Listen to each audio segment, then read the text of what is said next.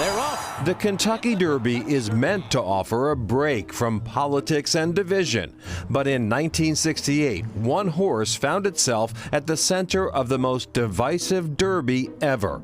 And it belonged to Northampton, New Hampshire breeder and businessman Peter Fuller. Well, he was just a terrific guy, very warm and colorful. He used to ride horses as a young boy, and then he started breeding horses and owning horses. Among them, Dancer's Image, with its penchant for coming from behind to win. It was a perfect match for the philanthropic Fuller, who loved to dream of all that could be possible. My dad was a big fan of Martin Luther King. Dancer's Image won the Governor's Gold Cup. Dr. King was assassinated just a couple of days before the race, so he decided to donate the purse from the Governor's Gold Cup to Coretta Scott King. But Fuller was concerned this gesture could draw the ire of some in Kentucky. My dad was worried about the horse prior to the race. He wanted to bring extra security to Churchill Downs, and he was denied. And the back area of the track were fairly open, so it certainly was possible for somebody to get in there. But on race day, the horse delivered. They're coming to the finish line now. Dancer's Image, the winner by a length and a quarter. The moments that followed were euphoric, but short-lived. Just days after the race, Dancer's Image was disqualified, the victory stripped. We were stunned. They ran tests. The test came back positive on one particular sample. It turned out to be Dancer's Image sample.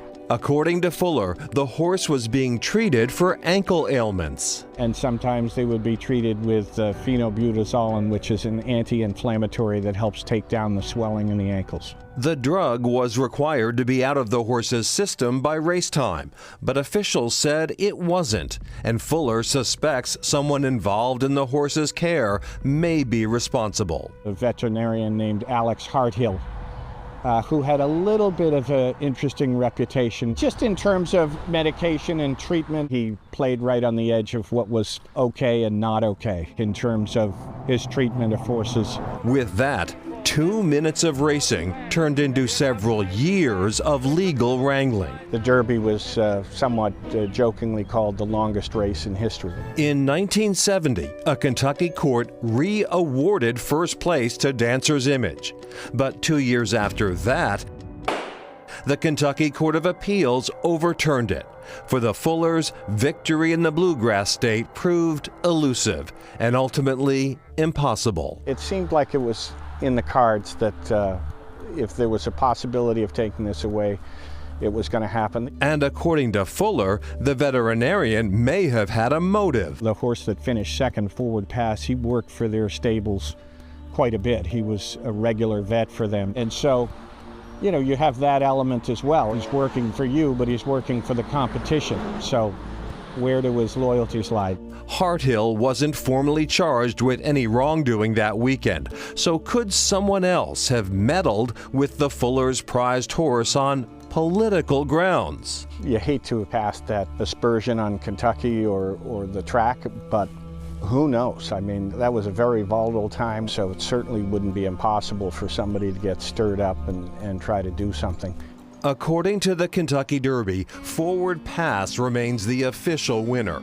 But Fuller insists the day will always belong to his family's horse, born in New Hampshire, made infamous in Kentucky.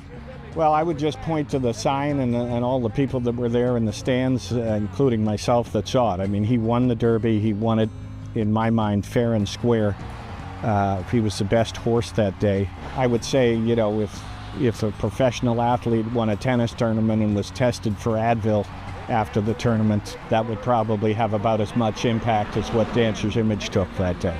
So he definitely won the race. Right now, Dancer's Image, the winner by a length and a quarter.